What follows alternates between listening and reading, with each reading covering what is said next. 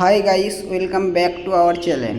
আমি আসমত আর Asmat lifestyle channel থেকে সবার প্রতি ভালোবাসা। আজকে দেখাবো 2-4 বা 6-4 টাইলস দিয়ে কীভাবে বাথরুম ডিজাইন করবেন, কিভাবে বাথরুম হাইলাইট ডিজাইন করবেন। আজকের ভিডিওটা পুরো দেখতে থাকুন আসমত লাইফস্টাইল চ্যানেলের সাথে।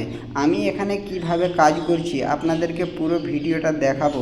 তার আগে বলি, চ্যানেলটা যদি সাবস্ক্রাইব করার থাকে সাবস্ক্রাইব করে নিন, নিত্য নতুন ভিডিও প্রতিনিয়ত আপলোড হতেই থাকে।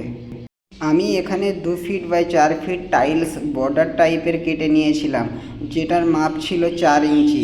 আমি এখানে নিচ পজিশানে টোটাল 5টা বর্ডার দিয়েছিলাম, ব্ল্যাক 3টে এবং হোয়াইট 2টো। এইভাবে বর্ডার দিয়ে আমি পুরো রানিং ফিটে বাথরুমটাই ঘোরাচ্ছিলাম। আর এই ধরনের বাথরুম বিশেষত বড় হোটেল ছাড়া দেখা যায় না। আর এই যে কাজটা হচ্ছে, এটা একটা সাধারণ পাবলিক বাড়িতে কাজ। আর যখনই 2-4 টাইলসগুলো বসাবেন, অবশ্যই এইভাবে সিমেন্ট দেওয়ালে এবং টাইলসের দুটোই লাগিয়ে টাইলস বসাবে, তাহলে টাইলসটা খুবই লংজিভিটি বেশি হবে। টাইলস লাগানোর সঠিক সিস্টেমটা এটাই। 2-4 বা তার থেকে বড় টাইলস এইভাবে লাগাবেন, অবশ্যই কখনো খুলে পড়ার ভয় থাকবে না।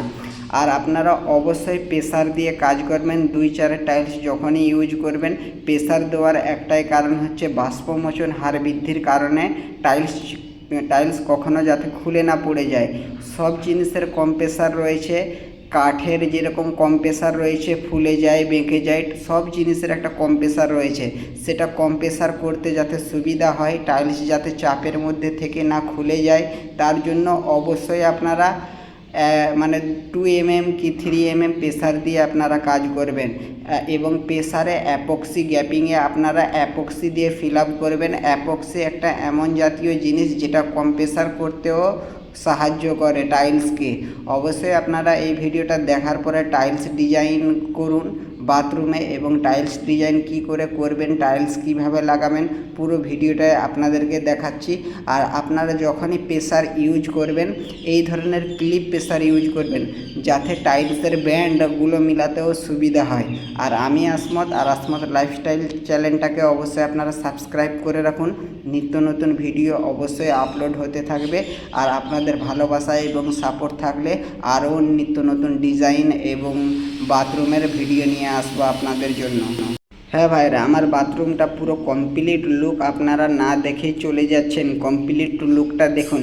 আমি এখানে দরজাটা গ্রানাইটের ফ্রেম দিয়ে করেছিলে, অসাধারণ লাগছিল। দরজায় অবশ্যই বাথরুম পজিশনে গ্রানাইটের ফ্রেম করবেন, অসাধারণ লাগবে। এবং বাথরুমে একটা জানালা ছিল, সেটাও আমি গ্রানাইটের ফ্রেম করেছি।